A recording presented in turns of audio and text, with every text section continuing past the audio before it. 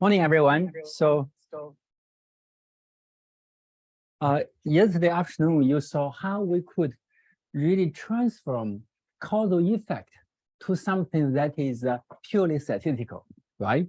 So, in contour prose notation or Peter's notation, we try to find this guy.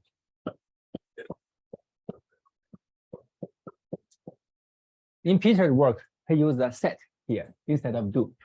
Okay, basically, it's a causal effect of X and Y. This is purely causal, right? Or in the potential outcome framework, you want to say something about this. After intervention, you want to say something about Y, right? So this is the causal. However, you saw that under some assumptions, given the structure, then we can just make this thing purely statistical. That means we can just estimate the causal effect from statistical data, right? And you saw, for instance, within the potential outcome framework, you have ignorability or strong ignorability, and then you can do adjustment. Then with something, you can just write down this causal effect by applying those rules. And those rules just directly follow from our assumptions, right? Ignorability, strong ignorability, consistency, and so on, right? And similarly, if you use the graphical criteria, including backdoor criterion and frontal criterion, you can basically, you are doing intervention on the graph. You are cutting off the edges into X, and then you just want to do inference in that new graphical model, right? And then everything is purely statistical. That's why. So you have to rely on assumptions, and then you can just estimate the causal effect with data. That's beautiful because you can really go from one world to another world, from causal world to statistical world. Today, let's try to go back. Let's go from the statistical world back to the causal world. First of all, in the literature, you can see a lot of methods that try to make use of the dependence in the multivariate data. You have multiple variables, right? And then you can see dependence. They try to make use of the dependence. Clearly, causal analysis or causal discovery is a specific way to make use of such dependence. You want to recover the underlying causal model or causal structure, right? But you can see a very clear connection between causal discovery and those methods. And those methods are known as the multivariate analysis method. In order to make the picture broader, let's start with the traditional multivariate analysis methods. I will give a very quick review, and you can see why and how some of them are related to causal discovery. And you can see how far they actually they went and why they couldn't really ideally solve the problem of causal discovery. And then we can go further. Okay. Remember that. So basically, you see some basic multivariate analysis methods, and then you see how we can make use of constraints, conditional independence constraints to discover information causality. And then after that, you see, I'll give a very quick picture regarding how we can make use of score and optimization procedure to find the structure. And then afterwards, in the afternoon, Peter will talk more about FCI, fast causal inference method, and how to represent the result of causal discovery methods like FCI if you have latent confounders. So basically, in many cases, we cannot recover the original DAG from multiple reasons. For instance, you may have some variables cannot be measured, right? And you cannot include them in the graph. What can we do? We have to find a way to represent the relations among the measured variables, right? In the morning, you are going to see one of them is known as CP DAG, completed partial DAG, directed acyclic graph. This is very simple. And in the afternoon, you are going to see something more complex. Okay, for now, let's remember this example. We have data set. Right here, each row is a record data point, and each column is a feature. In clustering, you try to reduce the number of data points, or you want to find some representative data points, then you have a simple way to look at the data. Or you want to look at the interrelations among the features, right? And clearly, causal analysis is a special case. Let's see how we can proceed. There could be multiple ways. For instance, you may even want to do regression, right? you can do regression because they are dependent. Then you can use some of the variables to predict some other variable. This is also a way to make use of the dependence among the multiple variables. Okay, this is kind of trivial, but later you can see even with regression, things could be very interesting and it could be related to causality. And in many cases, you may want to find the kind of the major information, or you want to preserve, you want to do dimension reduction while you can preserve the energy or the variance in the data, right? The PCA are very intuitive. And in some cases, you want to find the underlying reasons of the dependence among the variables. Basically, you want to find some common factors to explain the dependence. So here we have factor analysis. And clearly it's different. Now you can see you are familiar with the graphical models. This is a graphical way to represent the data generating process. In other words, we have a way to write down the joint distribution of the data in terms of the assumption of the model, right? And then we say this is generative model because you have a way to explain the joint distribution of the data. And whenever you can do so, you can always estimate the parameters with the maximum likelihood estimation. Specifically for factor analysis, usually we use EM to estimate the parameters. And for PCA, it's completely different, right? We have no idea about the generative model. We just want to achieve a particular goal. And you can go further. Right here in factor analysis, usually we assume everything is Gaussian. If you assume latent variables are non-Gaussian and there are no noise, we have ICA, independent component analysis model. And even if you have noise right here, it's noisy ICA model. And then you can see if you go from factor analysis model to ICA or independent factor analysis model, you can really benefit a lot from the assumption that the variables, latent variables are non-Gaussian. Right here, you can see we cannot recover the latent factors, but here you can. Okay, you see how, why, and how. Let's start with the regression. So this is multiple regression. It's very simple, right? You just try to predict y from multiple features, say xi. Then you can estimate the parameters very easily. For instance, you may want to minimize least squares, and then you minimize the total squares, and then you find it. Okay, you find the coefficients. Everything is so simple. This is multiple regression. Remember simple regression. In simple regression, you just regress the target variable, say y, on one variable, right? It's a simple regression. Now, simple regression is a special case of multiple regression. Now let's go further. Try to answer the following questions. Here, suppose you are given this generating process, data generating process right here. You know, they are related this way. Let's try to do simple regression and multiple regression and see whether we can discover some information right there. First, let's do simple regression. You regress y on x. Right here, we have a coefficient alpha. Do you think alpha is 0 or non-zero? Non-zero. Great, right? Non-zero. Okay, then you do multiple regression. You regress y on x and z together, right? Do you think alpha, again, alpha 1 for x, is it 0 or non-zero?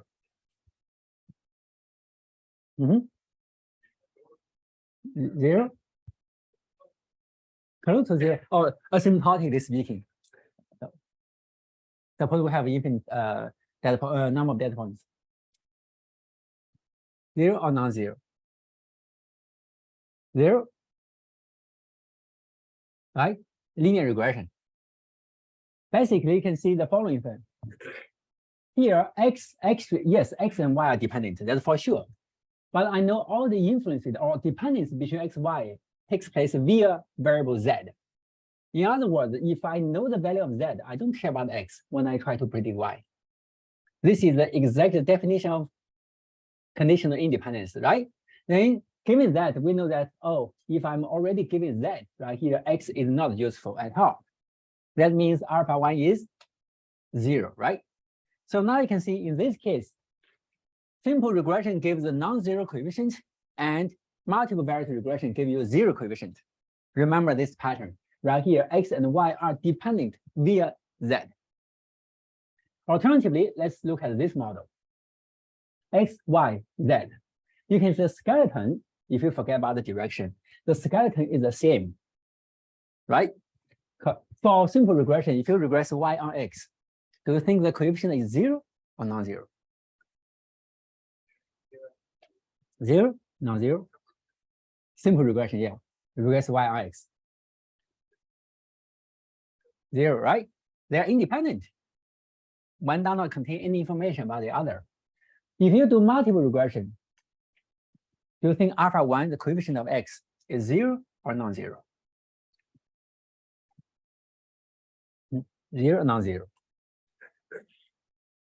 Why? So here clearly z would be useful, right? And given that, they will be dependent. So that's for sure. You can just consider a very simple example. This is x, this is y. Here, just let z be x plus y. It's fine, right? And then if you try to predict y, clearly you want to make use of x plus y and x. Then you can perfectly predict y, right? Good. Now you can see the two models are so different. They are just with regression, you can distinguish between them, right?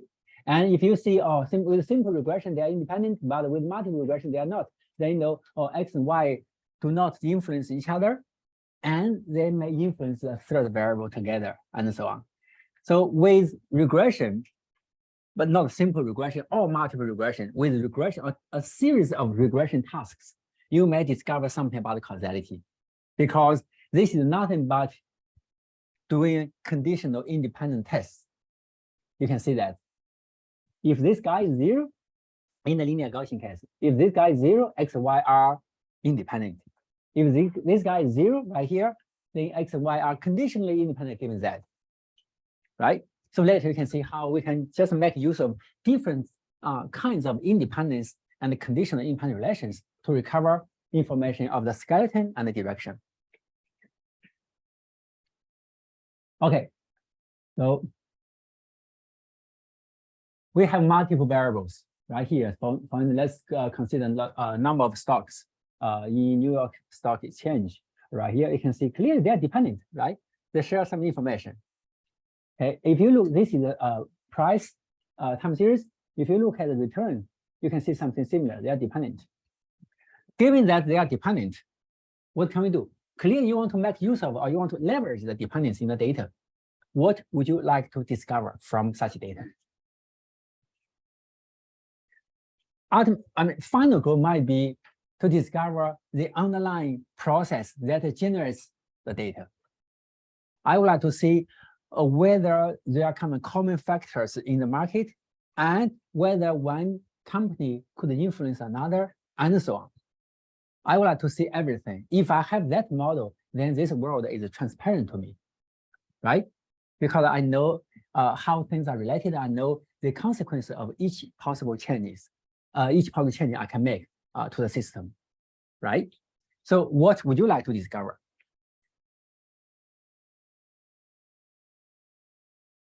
You may want to say,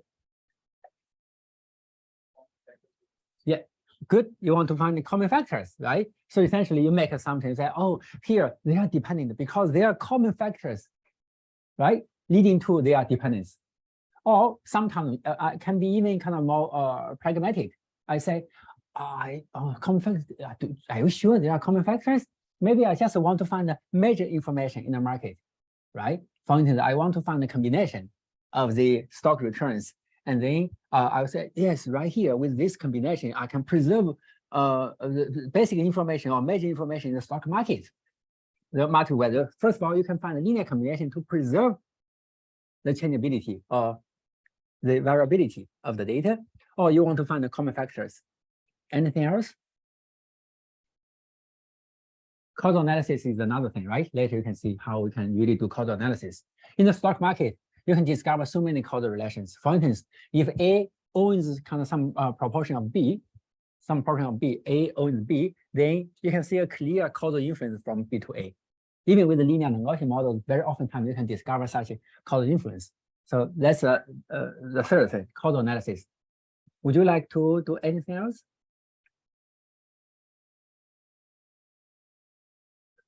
Sorry? Prediction. Yeah, very good. Prediction, right? That's also one. Usually we don't use multivariate. We don't really use multivariate analysis for prediction because we don't really care about the temporal information. But certainly you can.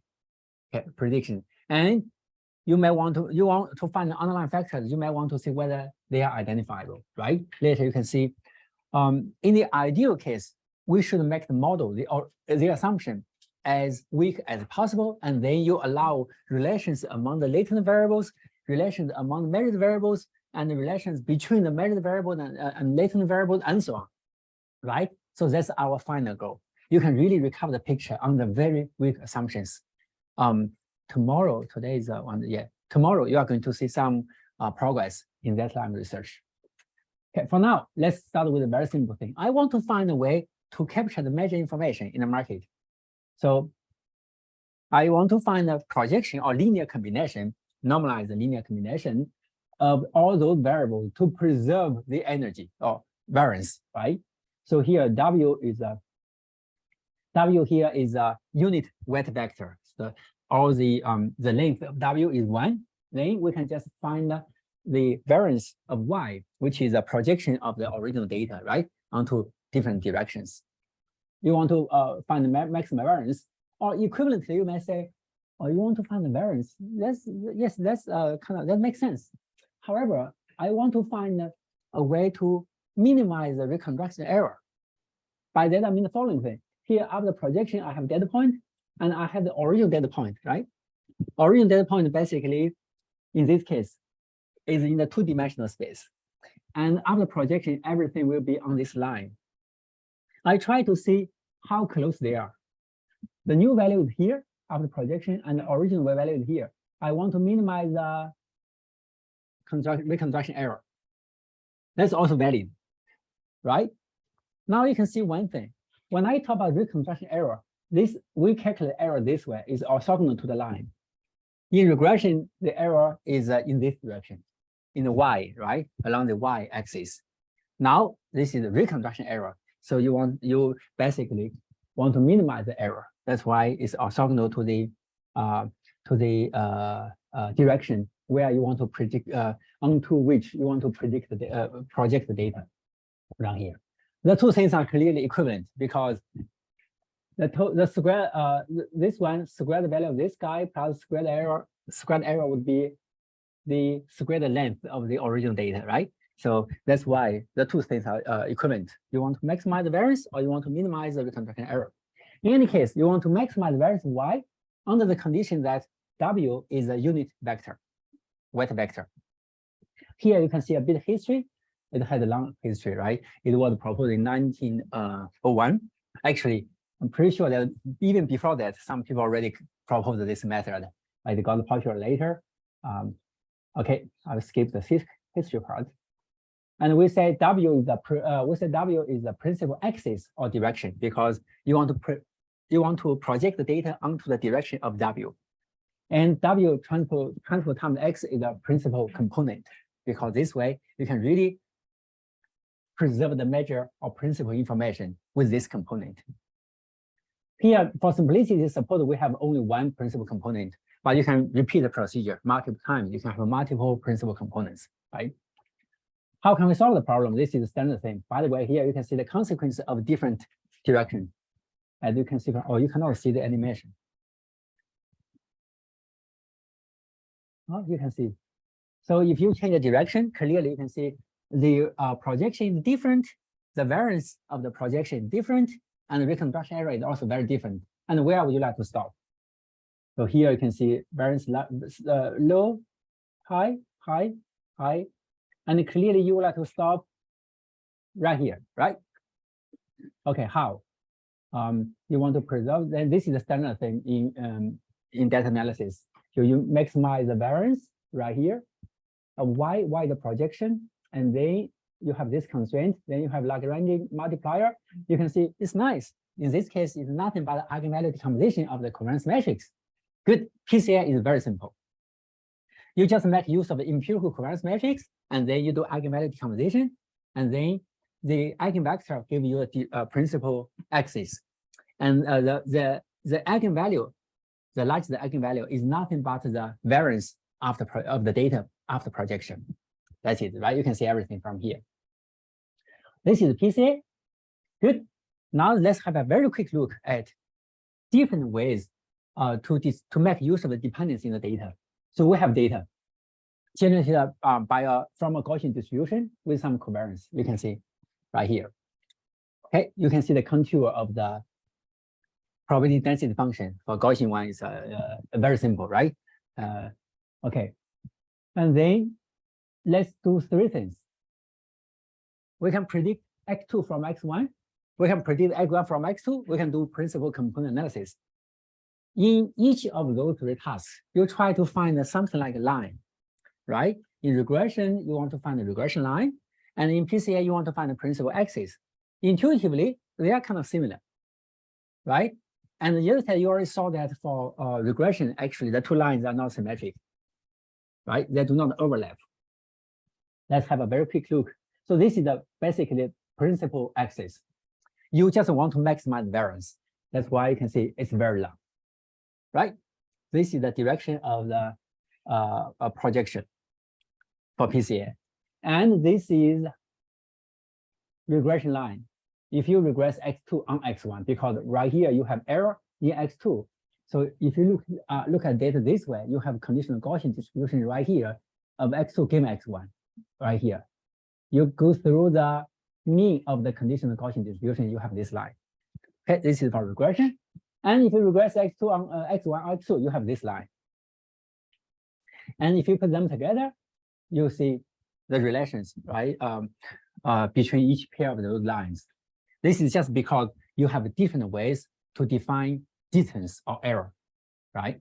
So distance metric is really essential because with different choices of the distance, you clearly end up with different things.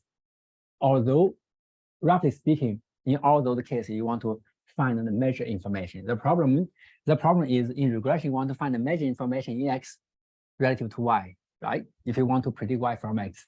And in PCA, they are symmetric. I don't care about whether you want to say one thing from the other. I just want to find the measure information, as you can see from here.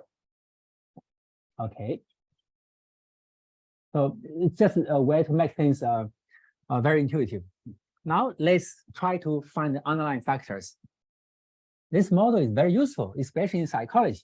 I have so many answer scores, so many questions. I try to see the underlying dimension of personality, for instance. What can I do? I know each of them is noisy, right? So you have so many things, variables, and they are assumed to be linear transformations of the underlying factors together with noise. Good. So right here, you can see the factor analysis model, the linear model. Right here, you have common factors Fi, and right here, as you can see from the graphical model, the factors are assumed to be independent because there are nowhere for them to be related, right? They are not, they are clearly separated. They are independent, and the noise terms are independent from factors, noise terms are also mutually independent. That's why sometimes we say the common factor analysis, because you just want to use the factors right here to explain why they are dependent. No matter how big or small the noise terms are, you don't care, right? Because they do not contribute to the dependence between the measured variables. Right here, you can see the specification of the model. Measure the variable here, factors, and we have the independence. The factors are assumed to be independent, as you can see from the identity covariance matrix. And we have the covariance matrix of the noise terms, which is clearly diagonal because we assume noise terms are independent. Good. Now, it's nice to write down this model. And the first thing you may want to look at is as follows. I have this model. I want to look into the world. I really would like to recover the underlying factors. Can I? Right? You may want to see whether you can recover the factors. Right? In other words, you may want to see whether A, the loading matrix or mixed matrix, is identifiable. And right here, we assume the factors have unit variance. That's one way to get rid of the trivial kind of scaling indeterminacy, right? Because for the latent variable, I don't care about the scale because I have A matrix, right? I can always exchange a factor between A and F to change the variance of factors. Okay, good. If you look at this is the Gaussian case, right? So basically, in order to estimate the data, you just want to make use of the covariance matrix. Suppose the data is centered, so you have zero mean, then you just want to match the covariance matrix. you would like the empirical covariance matrix to be as close as possible to the model covariance matrix. And this is the model covariance matrix for X. X equals F plus epsilon. F and epsilon independent. The covariance of F is identity. Then you can see the covariance matrix for X would be A times A transpose plus the noise covariance matrix of noise, right? You can just write down this model covariance matrix, right? Now, at least you can see one thing. If I have an orthogonal transformation or rotation transformation right here, U right here for A, then I have the same covariance matrix. In other words, suppose I have one loading matrix A, and I have another one, which is A times the orthogonal transformation. Then the two loading matrices can always give exactly the same covariance matrix, right? By definition, U times U transpose is identity because U is the orthogonal transformation. Orthogonal transformation is nothing but the rotation, right? So, okay, what does it mean? It means that, oh, here I cannot distinguish between any matrix A and any kind of right orthogonal transformed version of A, which is A times U. I cannot distinguish between A and A times U. In other words, suppose the two matrices is A star. Now I can, in the basic situation, I can only recover A star times orthogonal transformation, right? Asymptotically speaking. So that means, oh, we cannot recover the individual factors. We cannot recover the mixing matrix uniquely, right? So this is the partial identifiability of A. Of course, this is only part of the story. You may want to see the sufficient conditions under which the model is partially identifiable. This question was, a conjecture was given in 1989, and the final proof was given in 1995. So the paper is very clean, and you can see the conditions under which the model is partially identifiable. And by partial identifiability, I mean you can only identify the loading matrix A up to the right orthogonal transformation. Okay. This is the factor analysis. Or you can excuse me. You can estimate the model, and you can, once you have the model, you can also estimate the best value of the factors. Basically, you don't have a unique solution because it's you code the problem. However, you can estimate the conditional mean of the factors, for instance, right here, because X, which is observed, and the factors follow joint Gaussian distribution. Then you can easily find the conditional mean of F given X. Good. This is the principal way to solve the problem of factor analysis. And to estimate a model, you can use the MLE, and very oftentimes you can use EM. Why? Because here you can consider those guys F as latent variables, right? And each time you can just follow the EM procedure to easily solve the problem. Good. This is the factor analysis. If you have a single factor, then it's fine because you don't really have this orthogonal transformation if you have a single factor, right? But if you have more than one factor, you have no idea about the factors. You can only recover the subspace. Okay, good. Remember that. Later you can see, yes, under further assumptions, you can really recover this A matrix relatively uniquely. By the way, this is already a way to do causal analysis. You try to see the underlying reasons or causes of the factors. You believe that we have a dependence because of the existence of the underlying common factors. That's why you are doing causal analysis. You are trying to recover the whole causal process this way. But unfortunately, in the linear Gaussian case, which is very beautiful and also very ugly, we cannot recover everything. It's beautiful because it's so simple. Joint distribution Gaussian, conditional Gaussian, everything in closed form. But at the same time, we know Gaussian distribution is very weird because a lot of specific properties will disappear in the linear Gaussian case because it's nothing but some kind of equilibrium state, right? And then a lot of properties disappear. Then we cannot recover everything. Okay, so here you can see I analyze the 10 stock returns right here. And this is the loading matrix I can get. Very oftentimes when we estimate loading matrix, you can enforce some additional constraint. Why? Because we know that the loading matrix is not uniquely identifiable. And then you may want to say, I want to make A sparse in some way. at the same time. Very often we prefer sparsity because sparsity can give us a very good way to visualize the data or inferences. So you may have different ways to do so. But in any case, we don't have a principled way to recover A accurately from data yet. We have to go beyond the current assumptions. So,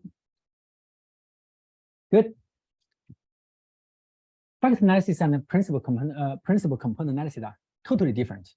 In fact analysis model, you have a generative process, and you want to explain the data with the generative model, right? In fact, in PCA, you don't care about it. There's no such a thing at all.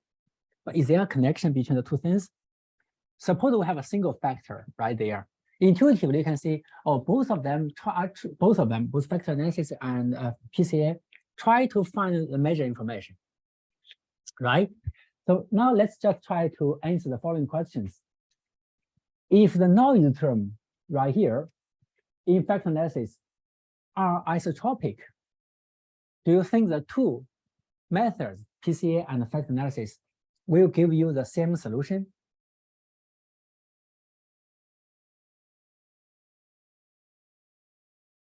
If the noise terms, first of all, if the noise terms are have very different variance, let me give an example. They are dependent, but suppose the noise term in X1 is very large, then you have a distribution like this. The noise variance in X1 is very large. Then in this case, clearly PCA is very sensitive, completely sensitive to the noise variance. Then PCA will say, oh, I would like to follow you, X1, right? Because you have very large variance. Do you think factor analysis will do the same thing? Okay, let's try to answer that question next. For now, if the noise terms have the same variance, do you think they have the same solution intuitively? If the noise terms have the same variance, it's isotropic, right? So originally they have dependence. The dependence is nothing but something like a line, because they were generated from, if they are only a single factor, then originally without noise, all data points will be on this line, right? A times A is just column times something, then all those things will be on the same line. And then you add noise, isotropic noise to the data, right? If you do so, clearly the direction of principal or axis will always be in this direction, because the noise is isotropic, right? And clearly this is the direction you care about in factor analysis, because I already explained it. This is determined by the mixing matrix, which is a mixing vector in our special case where you have a single factor, right? And mathematically, you can easily show that, because if you have, this one is not so good.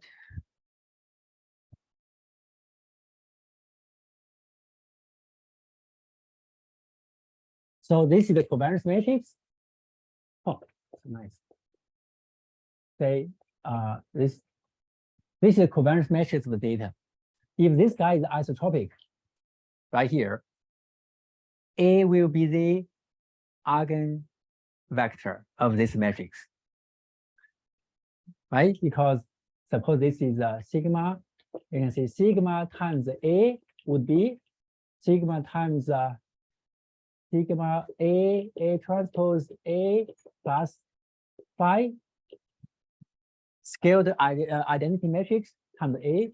This is nothing but some factor, say lambda times A, right? So clearly A would be the eigenvector.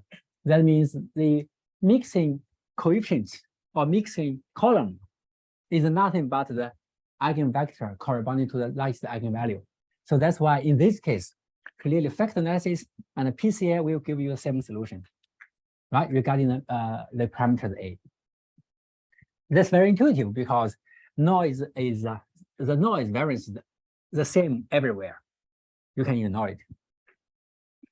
And this model is called PPCA, probabilistic PCA. You can see why, because it's very simple, but still you have a probabilistic view of the model. Good, it's generative model. is a special case of factor analysis. Okay, good. What if we add non-isotropic noise?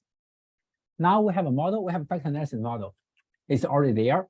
You just add more noise to the data, and the noise is not isotropic. For instance, for X1, the noise is huge. For X2, the noise is very small, and so on. Do you think the result, the estimated loading matrix A in factor analysis will be different?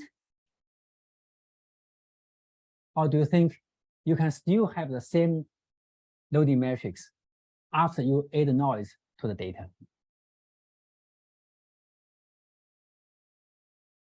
So originally we have this guy, we have this,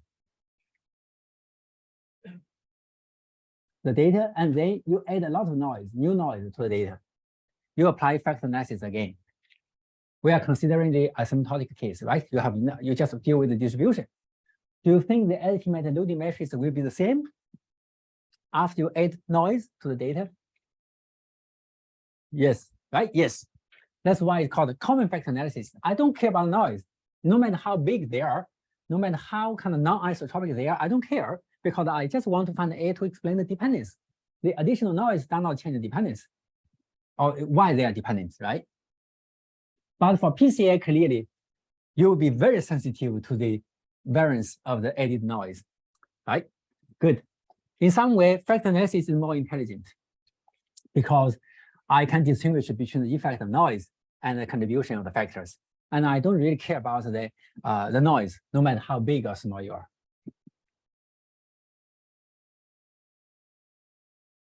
Good. Yes, right here you can see them answers. Now, are you happy with the factor analysis? Let's look at one example right here. We have data. Right here, you can see the scatter plot of the data. If you want to find one projection, would you like to go with this direction or this direction? Okay, so yeah, so you said, okay, I should go with the vertical direction. Do you agree?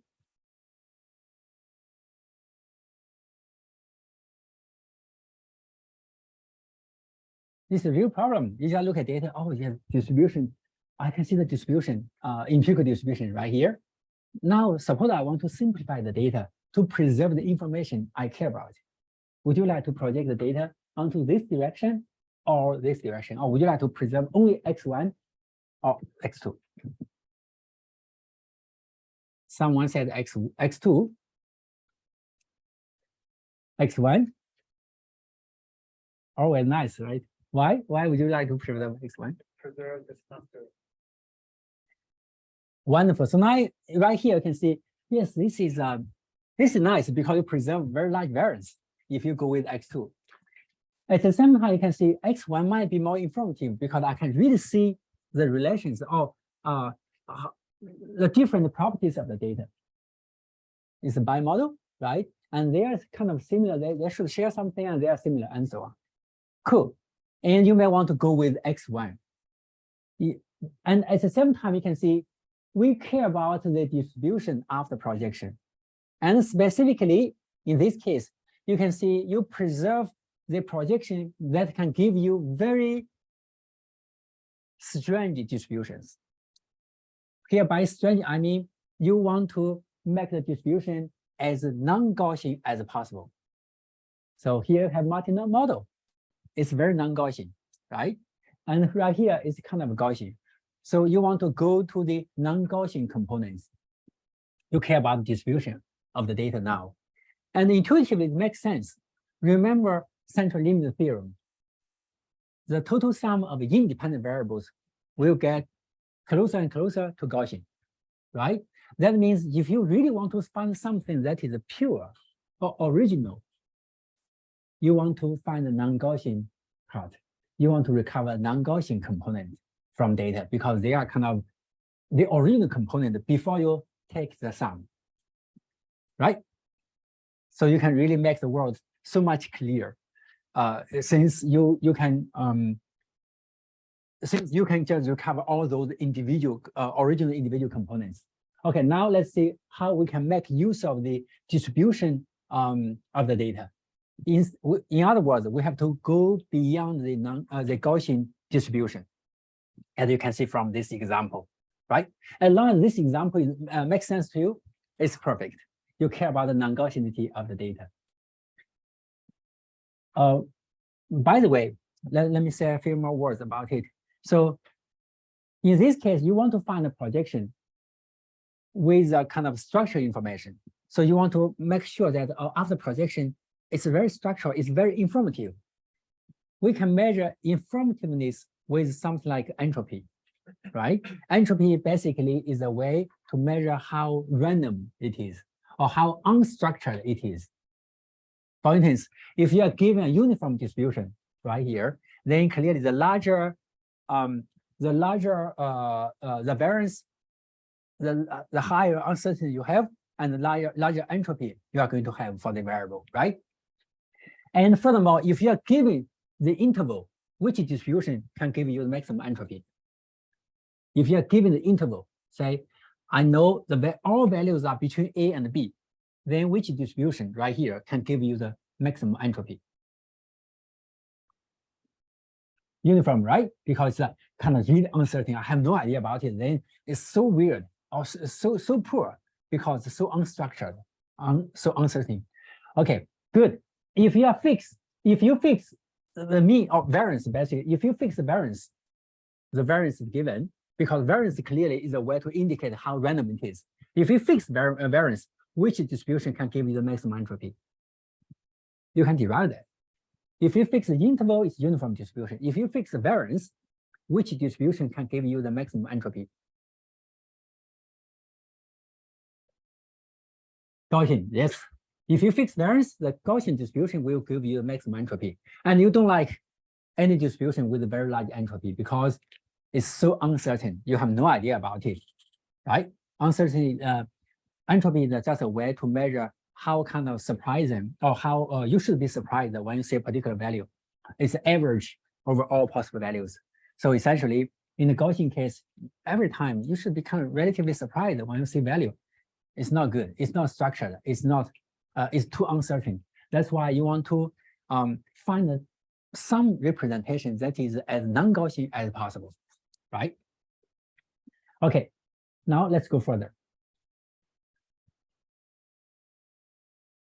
We finish this part within 15 minutes, perfect. Then we can take a break. So here, now let's look at the ICA model. It's a lot of stuff, but still I hope you can see the line, right? You can see why we can go from, or how we can go from the original PCA to something that is clearly much more intelligent. Here we have, suppose we have a number of microphones here, X1, X2, X3, we have recorded signals. And we can assume the measured variables, the signals, are linear combinations of the underlying speech signals. Suppose John and I are talking at the same time. We have original speech signals. Then the measured signal will be their linear combinations, right? But unfortunately, very often times the mixing procedure is unknown. We don't know exactly where the microphones are, right? For now, I don't know where the microphones are. So we have no idea about this mixed matrix. However, if you assume they are independent, very often times we can assume that the underlying fundamental factors or sources are not related to each other. They are independent. Then you can, in order to recover this system, you can apply another linear transformation to the data. And you tune the parameters to make the outputs as independent as possible. Okay. And then under rather mild assumptions, it's guaranteed that you can recover the underlying independent variables, as you can see from here. You can estimate the original hidden factors or hidden variables by applying a linear transformation and making the outputs of the linear transformation as independent as possible. Okay, so this is the ICA, independent component analysis. At the first glance, you may say, oh, this problem is so weird because I only have the signals, mixtures, X1 right there, X2 right there. We have two microphones, and they are, right here you can see the mixed matrix, A, right here you can see the underlying independent signals. They are unknown, they are unknown. the problem seems to be ill-posed, right? Because we have so many unknowns. However, here, later you can see the illustration, we can really recover A, and we can, in this case, if A is square matrix, then you can recover all those values. This is guaranteed by the identifiability of the ICM model. Basically, if you assume that at most one of the independent sources is Gaussian, at most one is Gaussian, and A is a full column rank, so they can preserve the information of the sources in the mixtures. Then A can be estimated up to column scale and permutation indeterminacies. So clearly you can change the order. You can permute the columns of A because just the order thing. I don't know whether you first have S1 or S2, doesn't matter. And you can always exchange a factor between A and S right here, between this column of AA and that S variable, right? You can just change the exchange a factor. That means I have no idea about the variance of the underlying factors. For simplicity, I can just assume they have unit variance. Doesn't matter. But in any case, I can really recover A. I can recover the wave form of each of the underlying independent component, right? So why is that happen? Why is that possible? Right here, further, you can see the demo.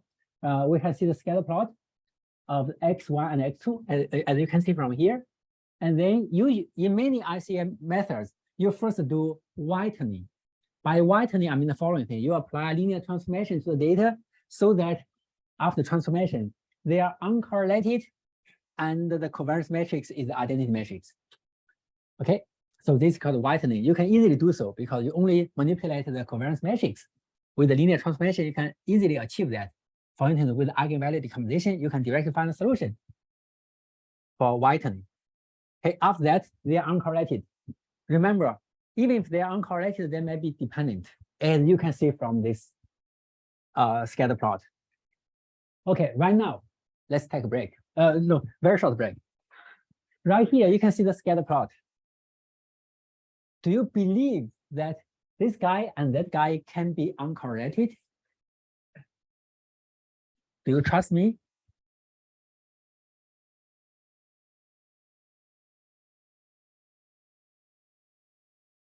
I told you they are uncorrelated. Do you trust me? Oh, thank you. Nodding. You may say, oh, clearly there. No, I don't think that's possible. If you don't think they are uncorrelated, please let me know. I would be there. Sorry? I want to believe you. You want to, that means currently you don't really believe, right? So thank you. You have very good intention. At the same time, you just put us the fact. So you don't believe me. Good. You are right in some way. So if you just look at the support right here, clearly they are correlated. But remember, covariance is so weird. Covariance is nothing but the average or expected product after you send the variables. It's so poor. It's not very informative at all in the non-Gaussian case.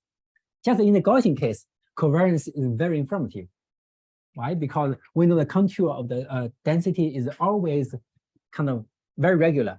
It's ellipse, right? So that's why I just want to make it say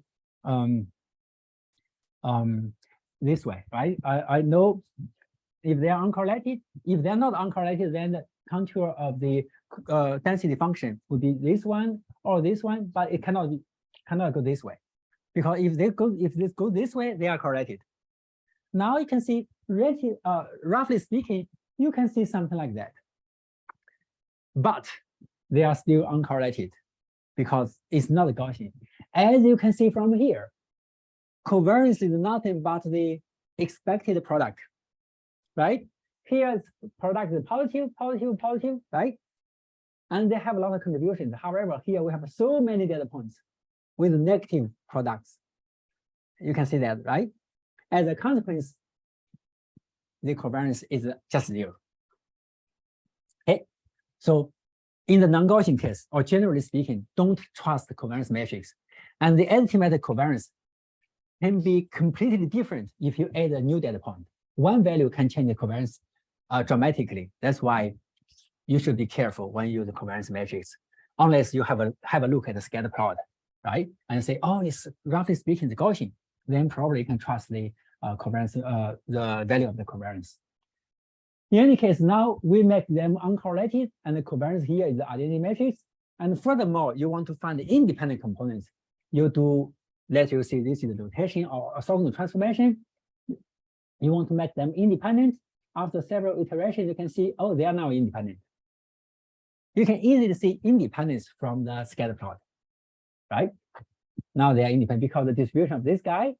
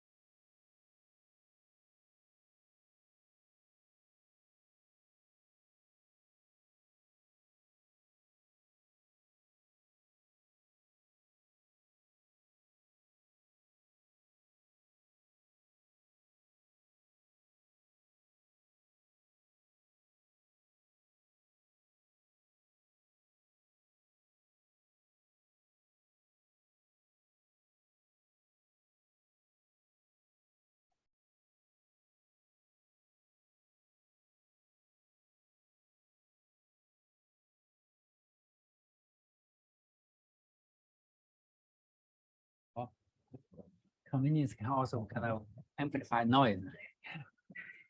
Hello? Okay. Actually, right here, you can really see two very small microphones. You can see there are two holes. Something like ICA is used here to do denoising. Yeah. And on all your phones as well, you can see there are two kind of very small microphones to do denoising. Okay. So this ICA. Now let's see why we can really solve the problem. As I just mentioned, first of all, you can do whitening because it's nothing but a linear transformation to make the outputs uncorrelated and make the covariance matrix identity matrix. That's it. After that, you just want to find the orthogonal transformation, which does not change the covariance, right? You can easily derive that. So for now, trust me, we can go further. So after whitening, you have the distribution. In the Gaussian case, right, the distribution, the scatter plot is something like this. And right here, you can see some other cases, non-Gaussian cases, where not both of them, both the underlying signals, independent variables are Gaussian. Now, in this case, if you want to apply a orthogonal transformation, particular type of linear transformation, to make them independent, what can you do?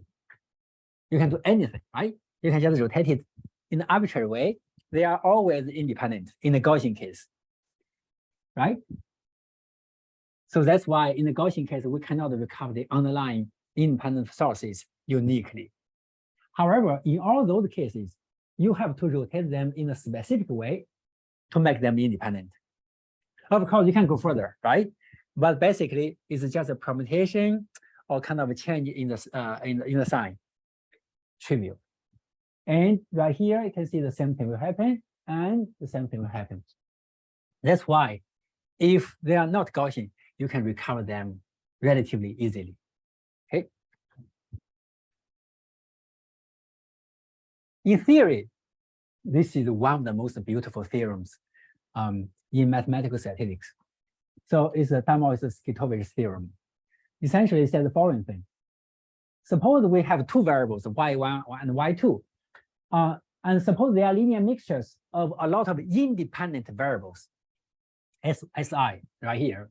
And then if y1 and y2 are independent from each other, then all variables for which the product, the coefficients are non-zero at the same time must be Gaussian. Okay. What's the counterpositive of this claim? It says the following thing. Suppose y1 and y2 are independent. And then if S2 is non-Gaussian, then at most one of them can be non-zero.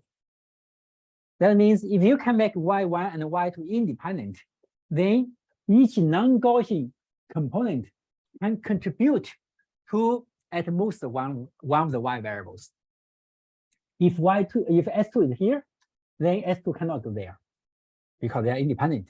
In other words, in the non-Gaussian case, as long as the two variables share the same non-Gaussian component, they can never be independent. This is very powerful, right? So that's why we can really do causal analysis in a very simple way later. As long as I share some information, I can find it, I can figure that out. Then I can see the causal relationship. I can even figure out whether there is a latent compounder, right? Intuitively, later you can see how we can really proceed. Oh, this is the Darmstadt theorem. It's wonderful. And you can even go beyond that. For instance, here, we have two measured variables. They are linear mixtures of 4 independent variables. And fortunately, all those 4 variables, underlying independent variables, are not Gaussian. Okay, if they are Gaussian, then we just have a joint Gaussian distribution here. It's hopeless. We cannot say anything about this. Now they are non-Gaussian. Actually, they are sparse. By sparse, I mean the distribution with very high probability, right? The variable has a very small value. And since you fix variance, then it also indicates that with relatively high probability, the value is very large, right? And you can see something like a line right here. Okay, since they are since the variable is sparse. And right here, as you can see from this scatter plot, you can immediately recover each column of the mixing matrix. For instance, I see this pattern right here. What does that mean? That means, oh, one component contributes to only x2, but not x1. Later, we can spend more time on it, and then it will become very intuitive. And then I know, oh, there's a column like that guy. That guy contributes to S4, contribute to only x2, but not x1. And so on. So here, you can, so even if you have more independent sources than the measured variables, you can still estimate the mixing procedure or the columns of the mixed matrix in a very simple way, as you can see from here, right? That means even if you have 2 variables, but a lot of latent variables, under some assumptions, we can even recover those latent variables, right? So we can recover latent confounders and so on. Later, you can see how we can do so, but now you can see with non-Gaussian non-Gaussianity assumption, we can really look into the process behind the data, as you can see from this scatter plot. Is that clear? Okay, this is because of non-Gaussianity. If it's Gaussian, it's hopeless.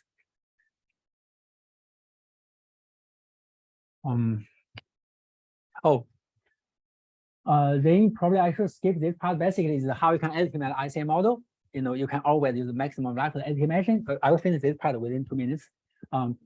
Maximum likelihood estimation, or you want to minimize the mutual information among the outputs of ICM, right? So and then this is the mutual information among the outputs, and this is nothing but the total sum of the marginal entropies minus the joint entropy of X minus this guy, and the joint entropy of the input is fixed. It does not involve parameters.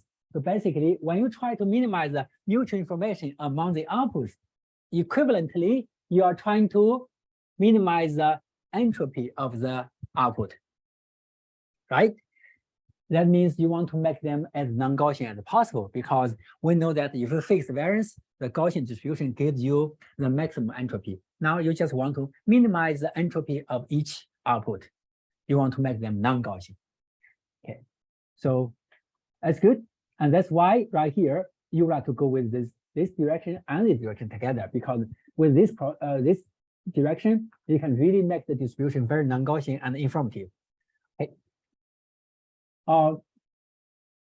Actually, here we are already doing causal analysis. Suppose we have microphones here, we have signals, and you want to recover the causal process. This is the causal process. They are dependent. They were generated by some individual speech signals. Now you can recover the causes, you recover the mixing procedure. It's done. However, this is very restrictive. You don't allow direct causal relations among the measured variables, for instance. But in many cases, we care about the causal relations among the measured variables. And you can see how we can proceed in 15 minutes. Okay, so please come back in 15 minutes.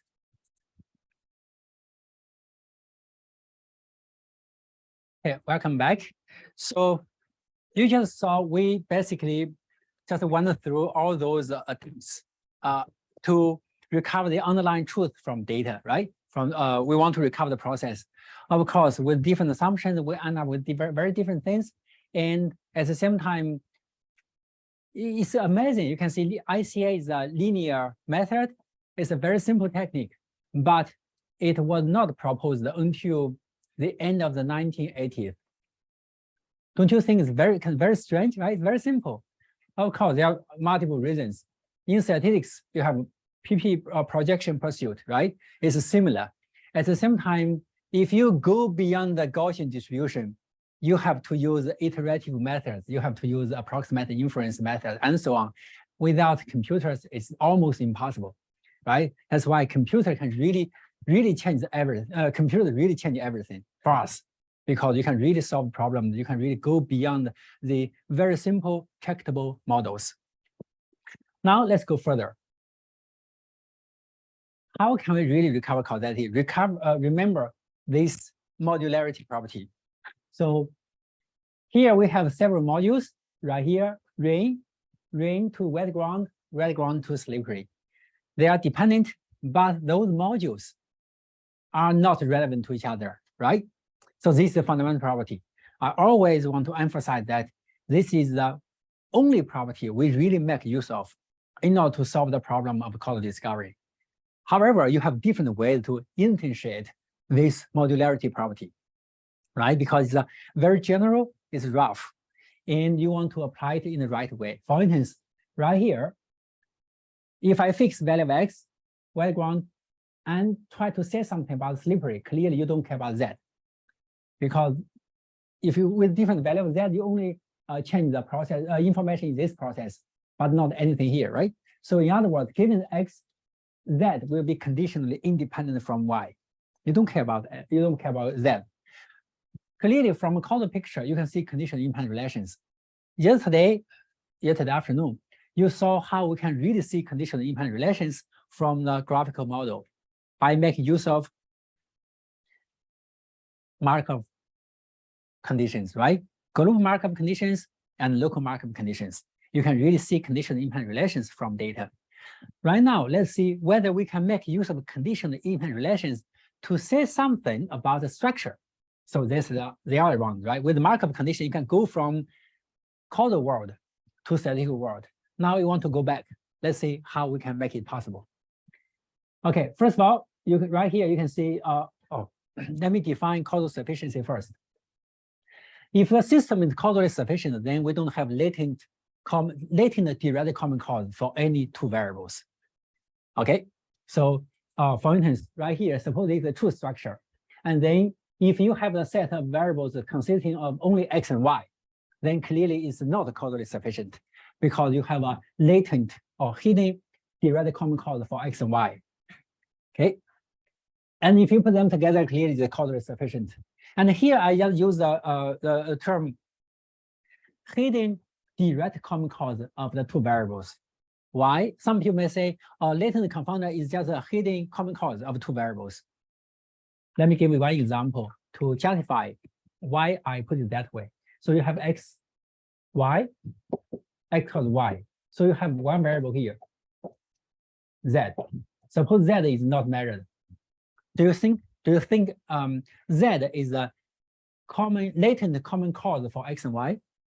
First of all, do you think z is a common cause for x and y? Generally speaking, you say no, right?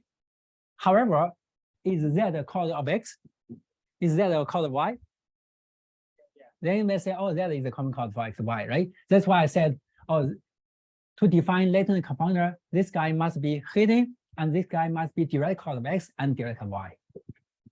Then if this guy is not measured, it's a hidden common cause, a hidden direct common cause. It's a latent compounder. Okay, that's why. Okay. You get it basically is a trivial, but maybe you want to avoid the kind of confusion in some cases. This structure is unique. Right here, we have three variables right here.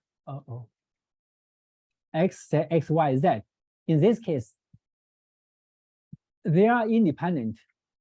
Probably you are given something else, right? They are independent, but they have a common effect here. And then if you have 4 different patterns, let me just write down. You have X, Y, Z. The first case, X to Z to Y. In total, suppose you know the adjacency, you know the skeleton, then how many possibilities do you have?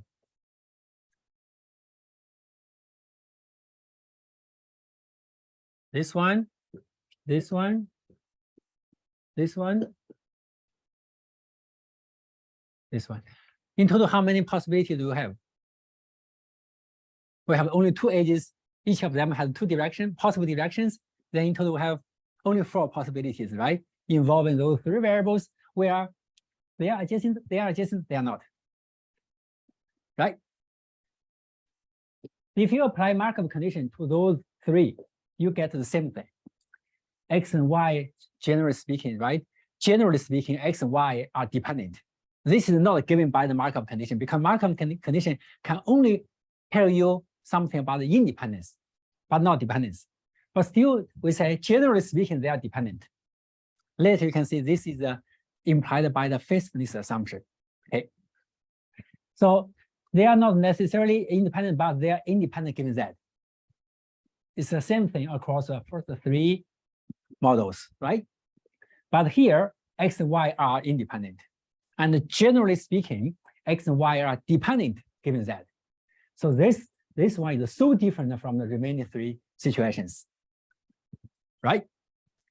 That means if I see a particular pattern in the statistical relations, I can distinguish between this case from the remaining cases. I can find the direction, and this is the structure. Right here, if I know X, Y are independent, and that X and Y are dependent given Z, suppose I know that, and suppose that there are no latent compounder. Later you can see, even if you allow latent compounders, you can still say something. So suppose that there are no latent compounder, then this is the only way for them to be related. Right? Because otherwise, if you change anything here, X and Y will share information. Because of X, because of Y, because of Z. But here they are independent, and they are condition dependent given this, given the third variable. This is the only possibility. So that's why this structure is so important. If you have this structure, then it can be discovered from data. You have not only the skeleton information, but also the direction information. Right? But in the remaining 3 cases, you cannot determine the direction for each of those links. This guy can go this way or that way. And this guy can go this way or that way, right? So in those cases, we cannot determine the direction. But in this case, we can. Right? Okay. You look at more examples later. Now let's apply Markov condition. What's Markov condition? Markov condition says that you can go from graph to the independent relations in the observational world or in the statistical world. So if the 2 variables are separated by Z in the graph, then they are conditionally independent. Now you want to go back, right? You want to say something about graph, and suppose you can verify independence and conditional independent relations in the data. Can you go back?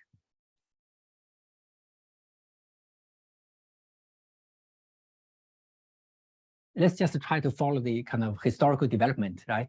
Can you go back? You want to go back. because you want to say something about the graph.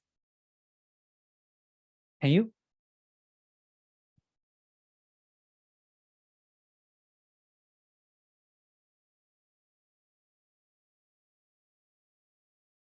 So logically speaking, you can, right? Because you can go from this side to that side by making use of the counterpositive, right? That means, is that right? What's the counterpositive of this claim? It says, if they are not independent, then they are not deseparated, right? So if they are not independent, or if they are dependent, then they are disconnected. That's it. This is equivalent to the original Markov condition. Then suppose you are given a distribution. Now, I just give you a graph in which each pair of the variables is adjacent, is fully connected graph. Do you think the Markov condition holds true? You have a distribution, right? In the distribution, you can figure out a conditional independent relations. Suppose you have a lot of independent relations. Now, I'm saying that here is the graph. This graph is very ugly because it's fully connected. But can you tell me whether the Markov condition holds true relative to this graph and that distribution? What's your answer? Trivial. Sorry? Markov condition is trivial. True or false? Do you think it holds true? I think yes. Yes, it holds true, right? Wonderful. It's trivial. So it holds true because Markov condition said that if they are deseparated, they are conditionally independent. If they are not, I don't know, right? So the condition still holds true, but you can find trivial solutions if you only rely on the Markov condition, meaning that we have to go further. And that's very intuitive because you are traveling across different worlds. They have very different things. You have to make assumptions so that you can go to that world smoothly. So now, generally speaking, you want to recover the truth, right? You don't want to introduce extra links, extra edges. What can we do? One assumption would immediately solve the problem, which is the faithfulness assumption. So let's look at the picture. You have causal structure in that world, and causal structure implies conditional independent relations, as you can see from here, with the Markov condition. This is a local one, but you can use a global one. They are equivalent if you have a DAG. Now you want to go back. If you assume the following thing, then problem is solved. You assume all observed independent relations in the data are actually entailed by the Markov condition in the graph, meaning that there's no extra independence relationship. If you observe an independent relationship, it's actually a property of the graph, right? So if you assume so, now we basically, instead of Markov condition, we just try to make, if I go back, with this faithfulness assumption, we just achieved one thing. Now it's bidirectional, because faithfulness assumption that says that if they are conditionally independent, it's a property of the graph. So if they are independent, then they are deseparated. Now you have equivalence between deseparation and conditional independent relations under Markov condition and faithfulness assumption, right? With Markov condition, you go from deseparation to conditional independence. With faithfulness, you can go back because it says that there are no extra independent relationship. If they are independent, they are deseparated. Now you have equivalence between deseparation and conditional independence. Is that kind of very natural? With yeah, very good. Let's have a discussion later. Yeah, totally right. In some way, it's strong, and in some way, it's very weak. I will explain why, and you can go further. Right now, this is still a very active research topic regarding how you can weaken the Markov the faithfulness assumption. Wonderful. Okay, but now on the faithfulness assumption, we have bidirectional relationship. They are equivalent. If they are equivalent, the world is so simple. Because, first of all, intuitively, now let's try to develop methods ourselves. from data. First of all, suppose we want to recover the skeleton information regarding whether two variables are adjacent. By adjacent, I mean we want to determine whether they are the edge in between, right? So if we are not adjacent, then it means we are conditionally independent given something, right? And then essentially now you can see if there are no edge in between, then we must be de-separated by something. If we have an edge in between, then we are not de-separated by anything because there's always a path, right? And now we know that, oh, by checking whether we are de-separated, given anything, we can find the skeleton information. Because of the facing assumption, we can easily check whether we can be de-separated by anything. We just want to see whether there exists any subset of variables so that we are conditionally independent. Anything can be, you're totally right. Yeah, so independence or marginal independence is a special case of conditional independence, right? And for de-separation, X and Y are de-separated given Z, clear Z can be empty set. Good. Okay, so now we can see we can immediately solve the problem of finding the skeleton of causal structure. Is that right?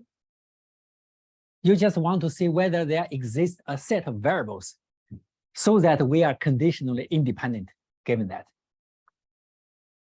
If there exists such a thing, then there are no edge in between. Otherwise, there's edge between the two variables. This is the first step. And then after that step, you can find the weight structures. Because in this case, you can find the direction. Right? Later, you can see we have a formal procedure, but for now, let's just try to have a kind of rough picture. Okay, now suppose you can do that. You may still want to answer a lot of questions. First of all, how can we really, on the computational side, how can we really solve the problem? Do we have to consider conditional independent tests for each pair of the variables, giving arbitrary subset of the remaining variables? That's a naive solution. Then you can imagine that in this case, the complexity of the procedure will be, if you consider arbitrary pair and arbitrary set of the remaining variables, subset of the remaining variables, then the complexity would be exponential, right? Do you think it's really necessary to kind of to do so many tests? By the way, the method I just mentioned is called SGS method. SGS. Peter Spertis, kind of like a glimmer, Richard shines. So this is the first letters of their last names, SGS method. So you have to consider each pair, and you have a condition on each subset of the remaining variables. That's horrible. And then later, as you can see from next slide, in a few slides, we have a PC algorithm. It's very smart. That's why right now PC is still kind of widely used. The complexity is generally polynomial if you have a bound on the degree of the graph. It's polynomial instead of being exponential, because you can really make use of the results of the previous tests, and you can quickly reduce the number of tests. You'll see how. Okay. Yeah. Function on the right side. Now we want to go from this right to right. Okay, you are saying that like that. If you give me y is independent from the given x, so I know there will be kind of like that arrow that y x. I know y and z are de-separated by x. Okay. Otherwise, this is violated, right? Because here this says the following thing: you see independence, and this independence can be seen from the graph.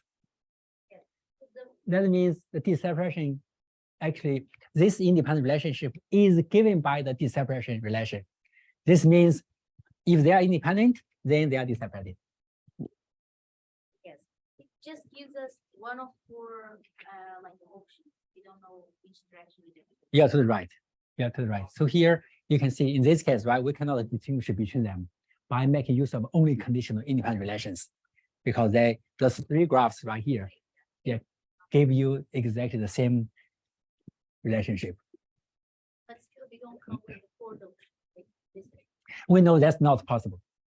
Yeah, in the result, later you can see you have to say, oh, this is not possible. Yeah, so this is still informative. And later this is known as equivalence class. I will talk about it.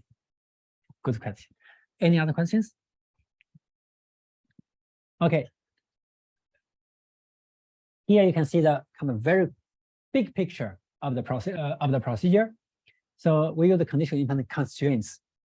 You can just consider them as constraints, and then you want to find a graph or a DAG or a set of DAGs to satisfy those constraints. That's why it's called the constraint-based method. Okay. From data, we can discover independent relations, and then you want to satisfy the constraints.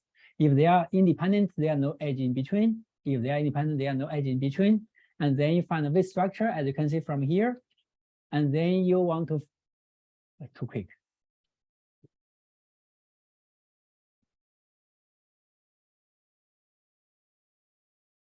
You find a weight structure, you do a so-called orientation propagation. You can find this direction, later you can see why, and then we stop here. Now, even without looking into the details of the method, you can see some issues. I cannot determine direction right here, right? And right here in this particular method, we assume there are no latent compounder for PC. For PC, under the faithfulness assumption and the Markov condition, and if there are no latent compounder, then the result is guaranteed to be asymptotically correct. Okay, and you can allow latent compounders later. So later today, I will say something very brief about how to deal with latent compounders. In the afternoon, Peter will talk more about it. And tomorrow, you are going to see how we can determine the direction here and how to allow latent compounders and how to even recover latent compounders and how to even recover the causally related latent compounders. Okay, so it's a really a very long way to go. So this is just the beginning. So this is a summary of the PC algorithm or constraint-based method for causal discovery, the high-level ideas. So basically, you rely on Markov condition faithfulness, and a typical example is the PC algorithm. Basically, this theorem is so fundamental. We already showed this theorem. If two variables are adjacent, in the graph, if and only if they are dependent, conditional on anything. They are always dependent. That's it, as you can see from here. So because Markov condition faithfulness, you can easily show this theorem. And then after that, after you find the skeleton information, you can find the orientation or direction information. And then, first of all, in order to do so, you find the weight structures, and then try to go further. After you stop, you have the solution. The solution is the so-called Markov equivalent class or independence equivalent class, because all those graphs have the same independent relations or conditional independent relations. It's represented by a pattern or CP-DAG, completed partial directed acyclic graph. Later you can see the definitions. So all the graphs in the Markov equivalent class actually have the same adjacencies. That's very good.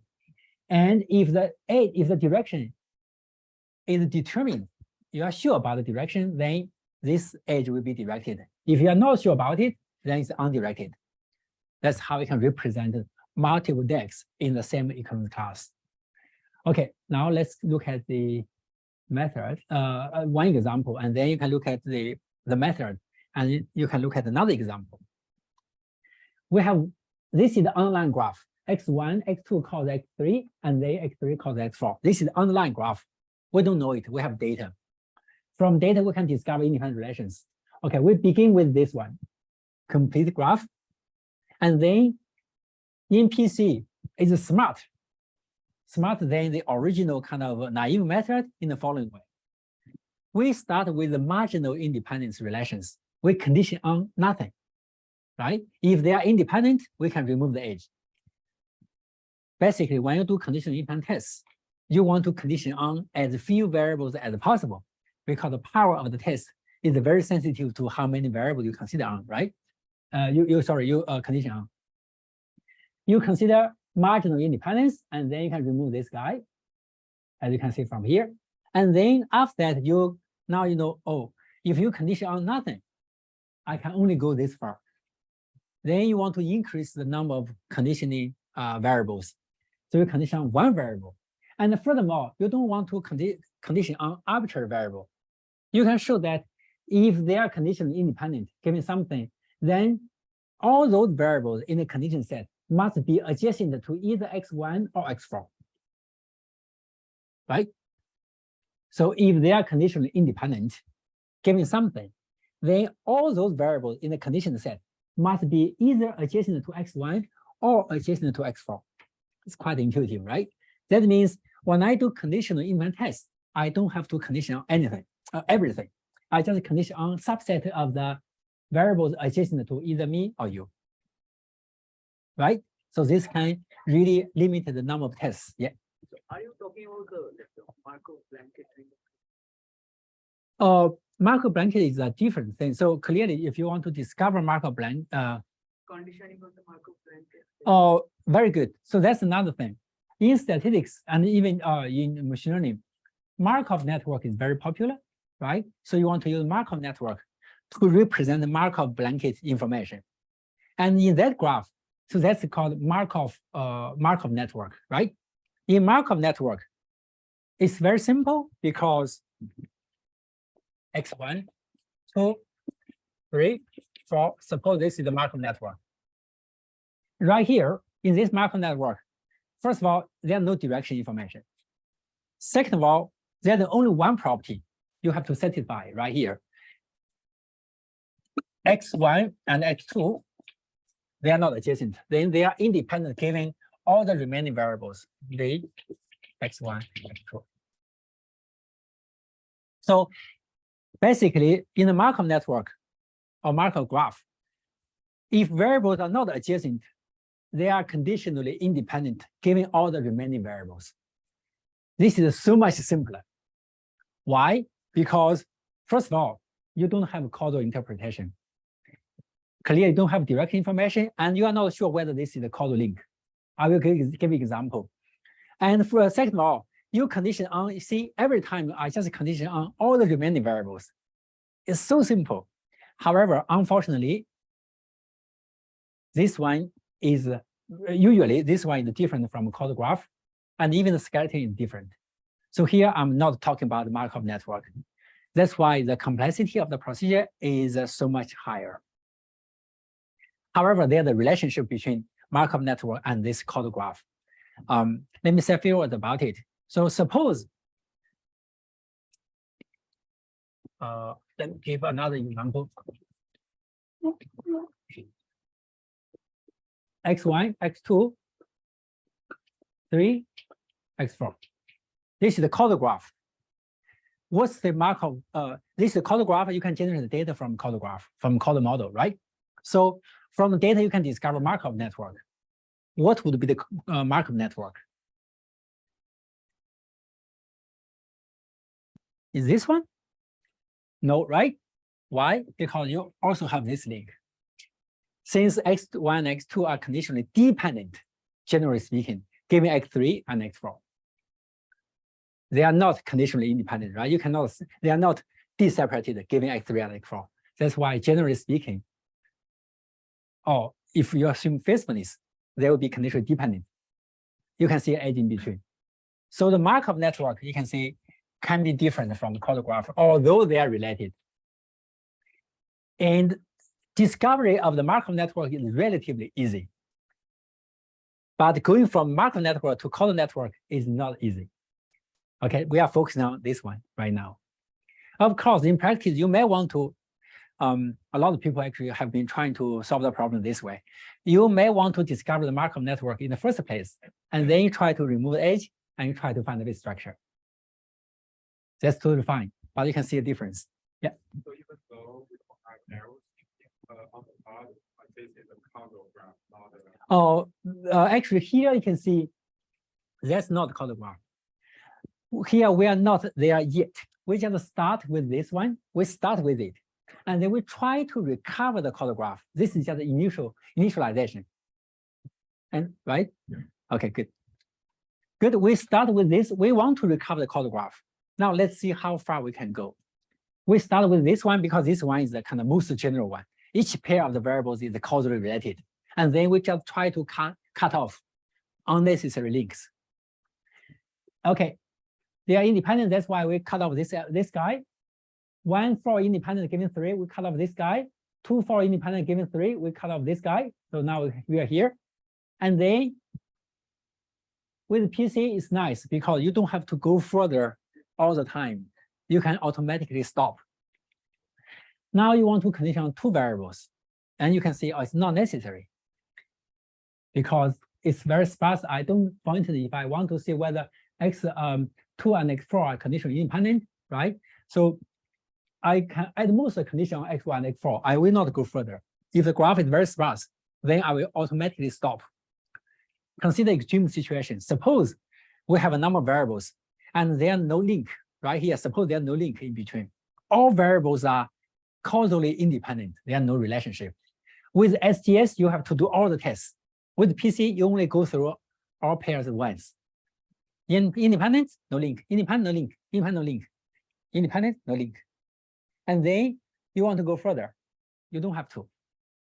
Because now you just want to see a pair of the variables with the link in between, and then you condition on a subset of the variables adjacent to either of them, and you want to further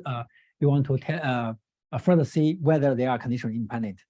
In our case, you don't have to go further because they are not adjacent. And even if they are adjacent, very oftentimes they have a small number of adjacent variables. Then you don't have to condition on more variables, right? You can automatically stop. Basically, you increase the number of conditioned variables, and then at some point you will stop. In this case, we'll stop here. This is the output of the first stage of the method. You have the skeleton.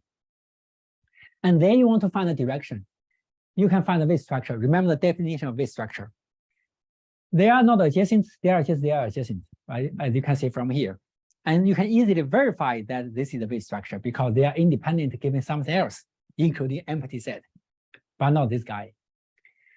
Even if you have W here, this is again weight structure. Suppose you have this one. This is again weight structure. As long as the local part satisfies the properties we just mentioned, it's a weight structure. XY not adjacent, X to Y, X to Z, and Y to Z. That's it. In this case, we discover this weight structure. Can we go further? Can we determine the direction between 3 and 4?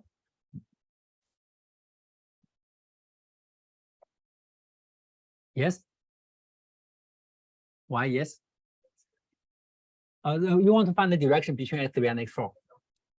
Yeah, why?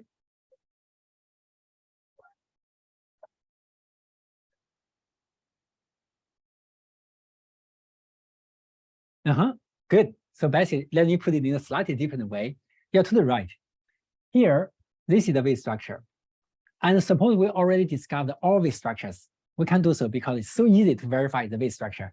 They are independent given something else, but not this guy. Not this one, adjacent to both of them. Then this is the weight structure. In all the remaining cases, in order to make them independent, you have to condition on a set of variables consisting of this variable, right? In all those cases. So we can discover weight structure. And then we know that X1, 3, 4 do not form a weight structure because we already discovered all these structures. If it is not a weight structure, then this guy must go this way, right? Otherwise, you are going to have a fake weight structure. Okay, you can go. Now, this is the final result. In this case, we are happy because all edges are directed. This is literally, this is just the algorithm of a PC algorithm. So you can see first you do test. This is the size of the conditioning set. You start with unconditional independent test, and then you test for independence, and then you increase the number of variables you can condition on, and so on. And then after this step, you have a skeleton, and then right here in C, you find the weight structure. And after that, you do orientation propagation. Let me just give 2 examples. In total, there are only 4 rules you can follow to do orientation propagation. And you can show that the method is complete in the sense that if I cannot find the information with the rules, then definitely you cannot find it. This is what we can get from conditional independent relations. Okay, suppose now, after you find all these structures, you have this kind of pattern. A to B, between B and C, I have no idea. They are not adjacent. Then we know the direction must go this way, right? Otherwise, you are going to have a fake V structure. And in this case, this guy goes this way, this guy goes this way, and this one must go this way because, yeah, you assume they are in the loop, right? And this is a little bit kind of ugly because you assume they are in the loop and you directly enforce the assumption. And with some other method, you can even discover loops. But for now, let's assume it's a DAG. There are 2 other rules, but basically they are, I don't think those are, the remaining 2 rules are very, I would say, they are not really used very frequently, but they deal with the specific cases. However, if you put those 4 rules together, they are complete. You can only go that far. Okay. Right here, you can see how we can represent relationships. First of all, let's define Markov equivalent class or independence equivalent class. 2 DAGs are equivalent if and only if they have the same skeleton and the same weight structures. That's why we care about the weight structures, right? So, and then we know that all the members, all the DAGs in this equivalent class will share the same skeleton and the same weight structures, right? Of course, it does not say that you cannot go further. You can still go further, but the weight structure must be the same. Okay. By the way, by that I mean the following thing. So you have a weight structure here. This one must be shared across all possible DAGs in the equivalent class. For this one, if this guy goes this way, then in this graph you have a fake or extra weight structure, right? It's not equivalent to other members of the equivalent class. That's why this guy must go this way. So we can still determine more directions, but basically the definition is sensible.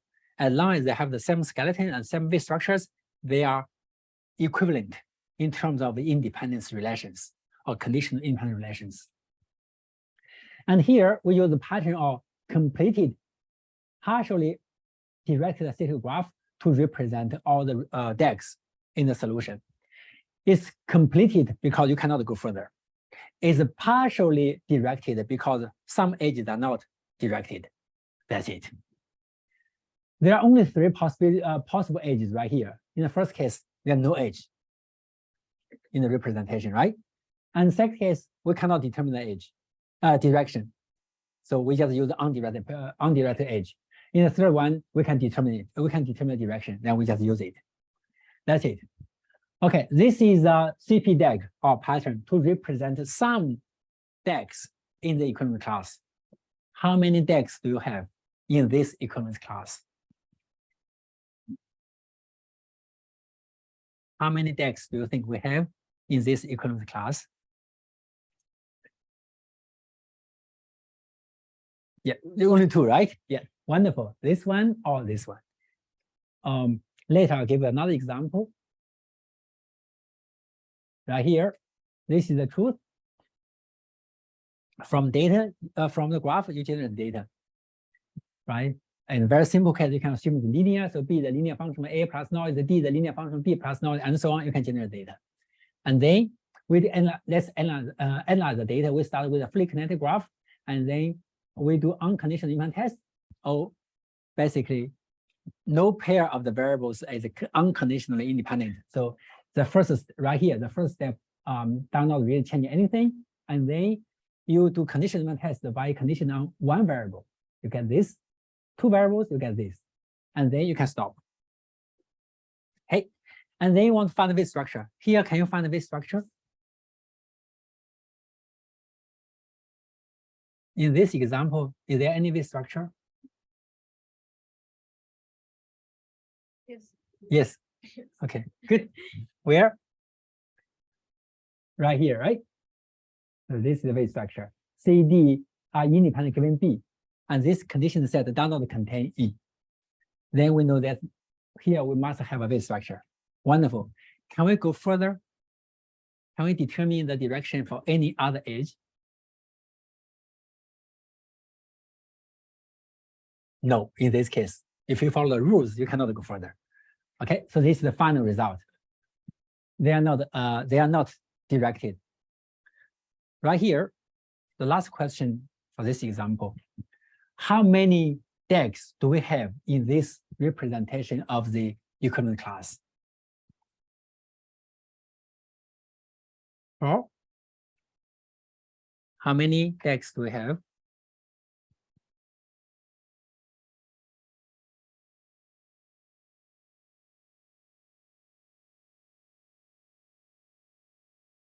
Would you like to say 8?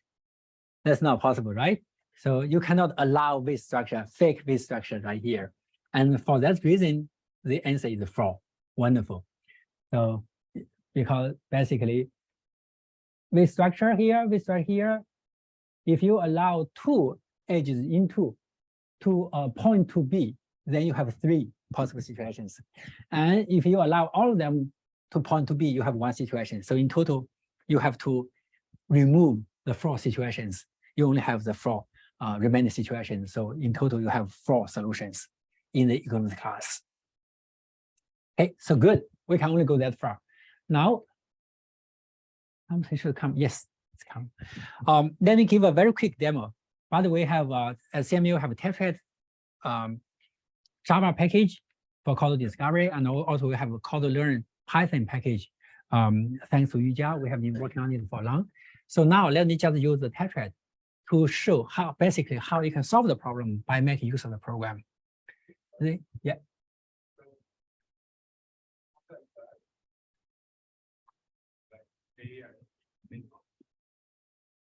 And sorry, I couldn't hear clearly. Yeah, can you say something about the difference between A and B conservation of B, maybe? Yeah, wonderful. What's your answer? Are they D-separated? This is the ordinal graph. Do you think A and E are D-separated by B? Yes. Then they are condition independent. But can you tell the direction? Direction between A and B, you mean? One we said direction. Yeah. Okay, good. So this is the, you can download the tetrad. Right here, I already did it. Let me find the tetrad.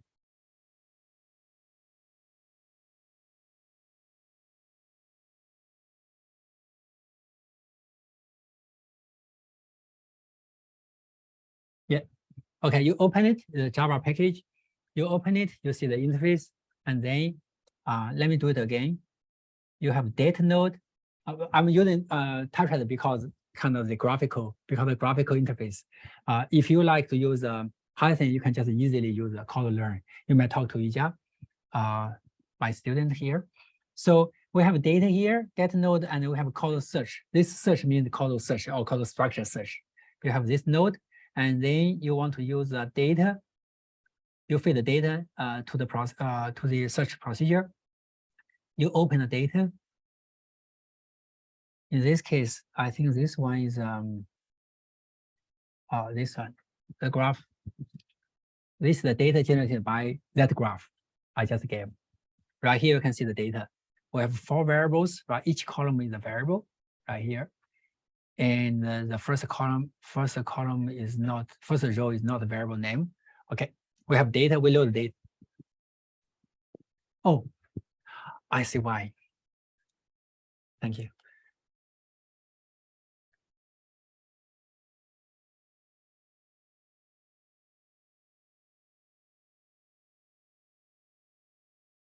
Now it's good, right? Yeah. So load data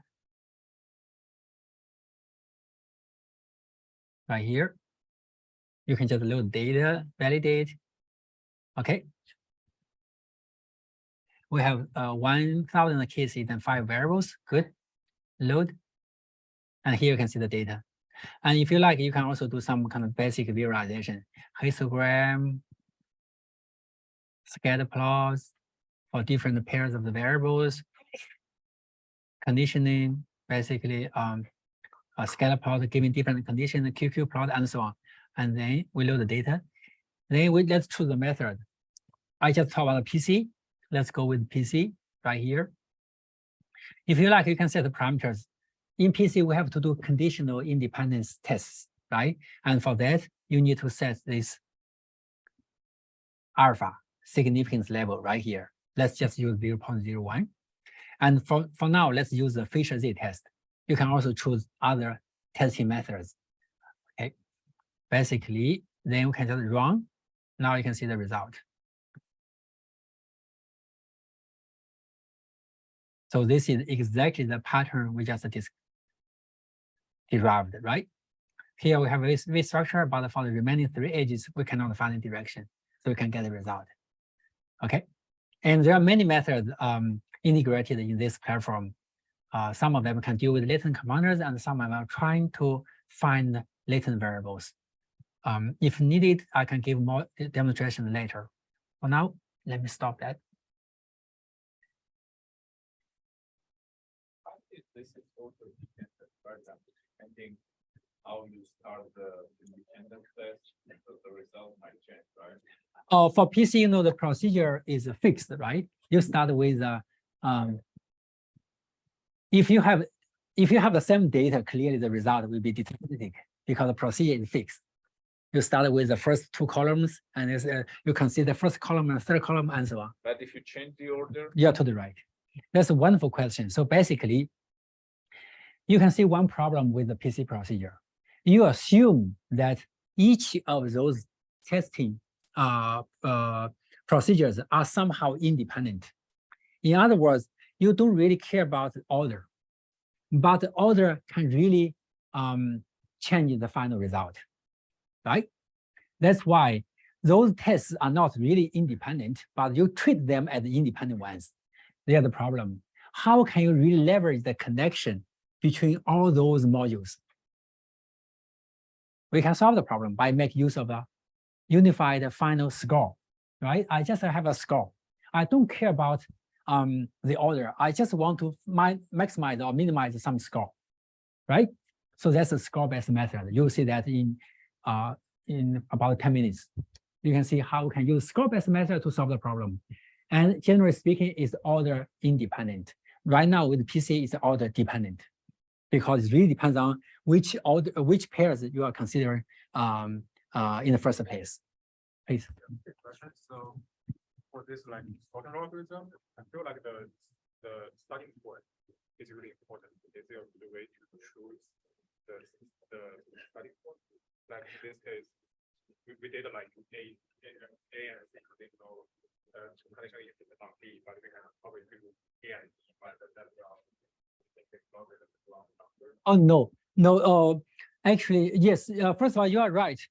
Order can change something. Asymptotically speaking, different asymptotically speaking, under our assumptions, then different orders can give the same results, right? Of course, the order is one factor. I don't think the PC already considers the order. For instance, right here, you don't have to, after this stage, you don't have to consider A and E anymore because they are already conditionally independent. Then you don't have to consider this order anymore, this pair of the variables anymore. So partly, so the order information has been partly incorporated in PC, but you are totally right. Still, in some cases, different orders can give you different answers. And I don't think there's any work to determine the optimal order. Why? Because it's a chicken egg problem. If you have no idea about the property, you have no idea about optimal order. That's why probably you want to go with a single function. And then you can maximize the single function to consider all those possibilities together. So the logarithm actually knows, the logarithm actually knows what is the next variable to conditional on. Exactly. Okay. Yeah. So for instance, here, you have the graph. So this is the initial graph, and then after the first stage, it's the same thing. After the second one, if you condition one variable, then you have this one. And then when you consider, say, for now, you want to see whether, say, A and B are conditionally independent. What can you do? You consider two variables, you condition on two variables, right? Then you don't have to condition on, say, E and D. You just condition on a subset of the variables adjacent to A or B. Basically, you only condition on subset of variables, right here, C, D, E. So partly where you have to find the subsets, but the order will be sensitive to how you organize the data. Okay, next. Sorry, give one. Yeah, you go first. I have two questions. Yeah. So the first one, it seems to me, because you go from first order to second order to no order, that your significance level should be the tightest at the top. Relax it more as you go down, because that's where it accumulates. So that's sort of the first comment. And the second one, I was wondering, in a lot of context, there's a scientific knowledge that tells you already, for example, there's definitely no link between A and C, but tells you that if there is a link between A and C, it could only go this way, not the other way. Can you incorporate all that information in the algorithm you pursue? Wonderful. First of all, you are right. You're always right. So first one, see, yes. Basically, ideally, you should tune the alpha level, the signal level, right? When you condition on different, when the condition set has different sizes. You're totally right. Actually, there's some work on it, but not very I would say not many people are working on it. Why? Because if you do so, maybe you want to improve the method in a different way so that you can automatically tune it. For instance, you may want to use, say, information criterion like a BIC score to do the search, because that will automatically correct, in some way, correct for the different condition variables, right? So that's a very good one, and you may want to do something in that space. For the second one, let me ask my student to say something. Background information. Yeah, can you say something? For constraint-based method. Yes, for PC specifically. Yeah, for PC, if we have like exists some direction, for example, from A to B, then we can easily do the orientation based on that, and that will reduce the search space a lot. And also, even for some maybe we have tire information, for example, we have first tire and second tire, we know that there won't be any edges from the tire 2 to tire 1, and then it can also be introduced into that process to just speed up everything. And also in causal learn, we have this background information incorporated, and we can easily just use them. Yeah. So the answer is thank you. Answer is yes. Actually, in the implementation, we already did it. So you can greatly benefit from background information.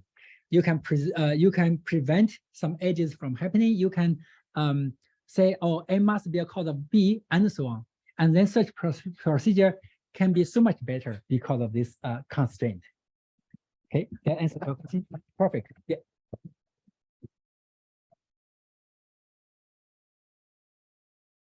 C and D into E instead of C and D into B. What can you say the last part again? Why did it choose that V structure that it chose instead of with the C and D having arrows pointing into B? What are the truth? Because, oh, I see. So the question is why we can determine there's a V structure here. Oh, yeah, why specifically that V structure and not? Not this one, right? Yeah. Not right here. So essentially, you want to see how we can really determine it's a V structure, right? Because if you can answer that question, you say, oh, here it's a not V structure. Here, this is V structure. Remember, actually, the procedure to determine V structure is very simple. Let me go back to the PC algorithm. You can see how you can do it. Right here, you already have the skeleton, and then you consider X, Y, Z, 3 variables together, in which X, Y, and Y, Z are adjacent, but X, Z are not. We are using different notation. So basically, if you find X, Y, Z, 3 arbitrary variables, X, Y, Z, they are adjacent, they are not. If you see such a thing, then you should have a closer look, right? Now, furthermore, you want to see, since they are not adjacent, they are conditionally independent, given something. And you just want to see whether this guy is Y adjacent to both of them is in that condition set to make them independent.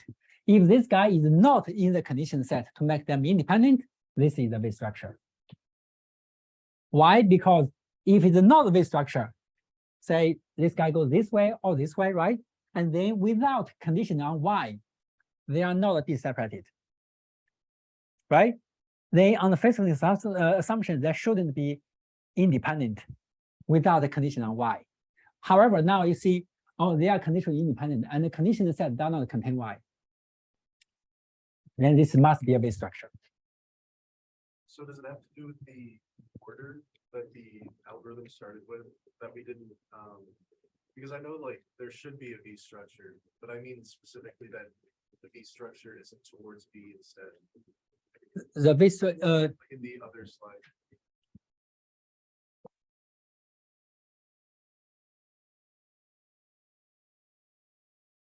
yeah, right here. Right. So now we can see we BD, you want to have a look at the CDE, and CD are independent given something which does not contain E, then we have a V structure. And when we say the V structure, we know they have to point to E, as you can see from here. However, for BCD, that's not the case because C and D are independent given what? Then we know, yeah, this is not the structure, right? Because the condition set had to contain this guy in between. And then we can determine. We didn't start with B. Louder, We please. didn't start with conditioning on B, could it have been the other way? Oh, if needed, you have to condition on B. Basically, you have to consider all possibilities, all necessary possibilities. That's why if B is the only variable, for instance, to make C and D independent, then clearly the algorithm will condition on B at some point. Okay, is that answer to your question? I'll ask later. Oh, first of all, let me give a kind of slight, a little more response to this question. If you use SGS, in which you consider each pair of the variables and the condition on all possible subsets of remaining variables, is fine, right? You agree. And then you can show that with PC, although you reduce the number of tests, it's sufficient. Meaning that if two variables are condition independent, given something, then with this procedure, you definitely can figure out their condition independent. Okay, the other proof. I'll talk to you about why a bit later. I think the question is totally different from what has been asked. So that everyone can hear you. So I just wanted to ask you, like, so this PC algorithm processes through this conditional independence testing. So is this conditional independence testing reliable when you have like this number of samples? Wonderful. So this is a practical issue. Now you can see we just said the result by PC is asymptotically correct under assumptions. In practice, you are totally right. It's sensitive to the alpha value. And you may even want to tune alpha value, right? When you condition on different, when you condition on set of variables with different sizes and so on. So that's a practical issue. There are many things to be done. For now, I would say we can talk about those issues later, because there are so many practical issues if you want to improve the performance on real data. Is that fine? Okay, that's a very good question. So I'll come back to you later. Yeah. So, if the entire structure is actually a linear structure, so can we actually use like other algorithm, for example, log or any dimensional reduction methodology to find the skeleton itself? Yes, wonderful. For instance, if the linear, the question is, if the system is linear, whether you can use lasso or something to solve the problem. You are totally right. For Markov network, for instance, you can use lasso. You just want to find the Markov blanket or all variables in the Markov blanket. Then if this guy is in the Markov blanket of X1, they are adjacent. This is just the first step. And then you have to go further, right? You have to say, for instance, that's why I showed an example to illustrate what you can see from simple regression and multiple regression. By condition on different variables, you can see different things. Now you can, I think you have the idea and you can go further, right? Okay, we don't have very much time, so let's try to finish this part. Oh, this is the result on the archaeology data. You saw the data set 3 times. So here in this case, the relationships can be very complex. Clearly, they're not linear. So we use the kernel-based conditional independent test right here. And this is the result given by PC right here. Some edges are directed. You can see a bit structure here, and so on. And some edges are not directed. Very often we have background information. For instance, this is the geographical location, and this is the climate. We know a climate shouldn't cause a location, right? So if you have that link, then all of a sudden you can do orientation propagation. Then you have a DAG. If this guy goes this way, this guy must go this way. Otherwise, you have a fake V structure. And if this guy goes this way, this guy must go this way, right? So this graph, you can see, discovered by PC is very informative.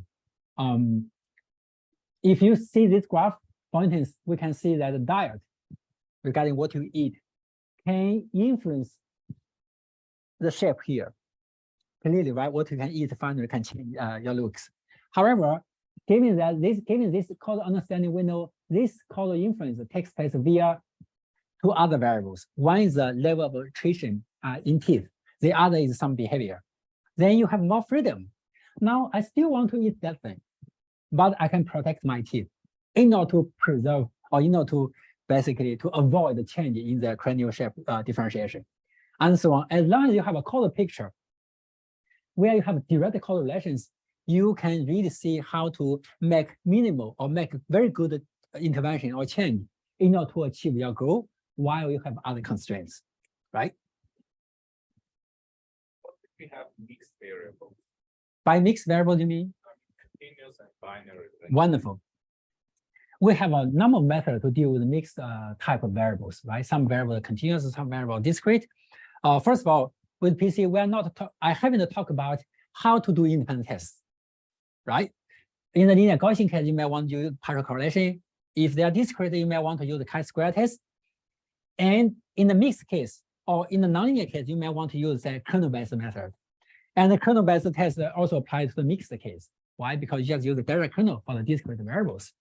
So that's, again, an active research direction right now, and very good question. So in practice, you may want to see what test is the best. And if you don't have very much information, you may want to use a kind of non-parametric test in the first place. Good. Okay, look at the second example right now. Here, this is real data set again. You can see this is a social economic the sex, and this is the social economic status, and so on. So basically, we have data, and then you can apply PC to the data. This is the result. No, this is not result. This is the basic result given by the experts. And if you apply PC, you can get something almost identical. Now the question is, what's the difference between the PC, the output of PC, and this graph? What's the pattern? Essentially, you want to find a pattern or CP DAG correspond to this DAG. I can tell you that with PC, the only difference is as follows. This guy is not directed. That's the only difference. For this one, for instance, it's a bit structure. For this one, you can do orientation propagation, and so on. So you can determine the directions for all those edges, but not for this one. We don't know that with PC. However, you can really see a lot of information, right? Okay. Now, in practice, we can have a lot of latent confounders. Let me just give 2 examples to say that even if you allow latent confounders, in some situations, the conclusion could be very informative. You can go further. In the afternoon, you'll see more details, but now let me give 2 examples. First, suppose we apply PC. Now we have 4 variables. They are independent this way. If you apply PC, you can get this result. You saw this before. They are independent. We have this structure. We do orientation propagation. Now the question is whether, oh, not coming. Do you think there could be a latent confounder, hidden confounder for X3 and X4 at all? Do you think in the universe there could exist such a C variable which is not measured? Yes, yes, intuitively, yes, right? When I say intuitively, yes, I mean In fact, no, right? So the answer is no. Why? Because if you have such a C variable right here, then given x3, x1, x4 are not going to be de-separated or conditionally independent. Now you see this pattern, you know, clearly, definitely there cannot be such a C variable. In this case, you are very happy because you know they are dependent because x3 is actually direct cause of x4 without any possible latent compounder. It's very informative. This is the Y structure. Right here, you are very sure about it. I will give an example later. Okay. In fact, you can make it even more general. For instance, here, as long as there's an arrow into an arrowhead into x3, the conclusion holds true. Because you always have a collider here. Condition on the collider, they are not de-separated. That means they are dependent. As long as you know that x3 is not the cause of x1, then we have this conclusion. If x3 is not the cause of x1, they can be confounded, in which you have an arrowhead into x3, or x1 is the cause of x3. Again, you have an arrowhead into x3. Then this conclusion holds true. Then you can basically find a lot of examples where we can just use this kind of independent relationship to determine causal direction and to see whether there could be latent confounders. x1 rain, x2 wet ground, x3 slippery. Because of temporal information, we know x3 cannot cause x1, right? We know this guy cannot be the cause of that guy. Then if you know, suppose they are conditionally independent given x3, suppose x1 and x4 are independent given x3, then we are sure that x3 is the cause of x4 without latent compounder. Okay. Example 2. Again, we have independent relations over the 4 variables. Now let's apply PC.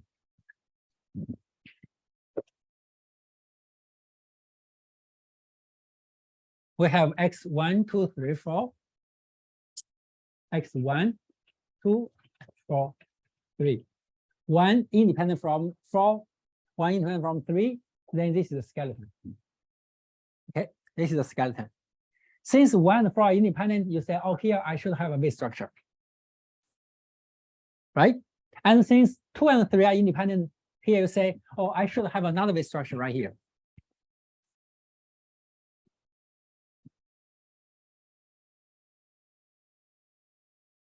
Conflict. What does it mean? There's only one way to explain it. They are latent compounders right here. As you can see from here, there must be latent compounders for x2 and x4. And furthermore, there are no direct causal influence between x2 and x4. Otherwise, for instance, if x2 causes x4, then x1 will influence x4. They are not independent. So this is the only way to explain the dependence. In other words, in this case, very different from that case. They are dependent because they have a latent common cause. And you know that there are no causal influence between them. Yeah. This compounder will the same XL directly to X1 and X2. Very good. So basically, you want to see whether this is whether L actually can also influence X1, for instance, right? What do you think? To make it very short, it's not possible. Why? Because if you have L, also if you have L right here, as a cause of x1 as well, then 1 and 4 cannot be independent because you cannot condition on L. Right? So later you can see with FCI, you can incorporate all those things. Now, you can see a lot of application of this. This is a real example. They try to, basically the electric company try to see what's really the cause of the biomass of the plant. They made so many things. And they found that condition on pH, acidity, biomass is the condition independent from all those things. And then this is a base structure. And they concluded basically with PC algorithm. They concluded that pH is the direct cause of biomass. Later, this was verified by interventions. Basically, you can grow the plants in the greenhouse and can do interventions. You can really verify that pH is the direct cause of biomass. Okay, this is the first application. You can really discover causal relation without compounders. And this is the second one. You saw this picture before. Chocolate consumption and number of Nobel laureates. So we have two variables. Now, suppose we can collect two more variables right here. Regarding whether country is a European country or from South Africa. Okay, one more variable. And you have another variable, meat supply per person. And then if you have two more variables, you can see that X1 and X4 are independent, roughly, and X1 and 3 are independent, and so on. You can verify those relations. And then you know, oh, X2 and X4 are dependent because of latent compounders. Okay, there are no direct causal relationship between X2 and X4. Okay. Of course, this is another example. X1 is a binary variable to indicate whether I'm sick. X1, I'm not sick. 2, I'm in this classroom. 4, you are in this classroom. 3, you are not sick. Then you can see, roughly speaking, X1 is independent from X4 and so on. But clearly you can see dependence between X2 and X4. Right? Because at least in this week, this happens, you can see the dependence. However, because of this pattern, we know, although X2 and X4 are dependent, neither of them is the cause of the other. Instead, they have a common cause, which is the event organized by Yang and others, right? So that's why you can really infer latent common causes in many cases. Okay, we are running out of time, so I'll stop here. Let me just, no, I cannot stop here. Because the picture is it's a bit slow. Doesn't matter, I can talk about this part later after Peter's lecture. So essentially, after this, you'll see how we can use the score to search or to do causal discovery, exactly for the reason you just gave, right? In some cases, you may want to use a score so that you can really have a unified criteria to select the best causal structure. You'll see how you can proceed, and you can see very nice properties of GS. To summarize right now, and go. You saw the connection between basic multivariate analysis methods and the causal discovery. Some of them are related to causal discovery, and some other methods are very kind of pragmatic. They don't really care about the causality. They just want to find, say, maximum variance to preserve energy. And you saw how we could develop constraint-based method. You saw how we developed SGS, and then you saw how we could go from SGS to PC. It's more efficient. At the same time, you can see how to represent the result. And you see the assumptions, and you see the detailed algorithm. And next time, so in the afternoon, Peter will talk about FCI and how to represent the equivalent class if you have latent compounders. After that, tomorrow you are going to see how we can use score-based method and how we can go beyond the equivalent class. As you can see from that example, a lot of examples, you can determine the directions for all edges, and you can even determine latent compounders. Okay, thank you very much.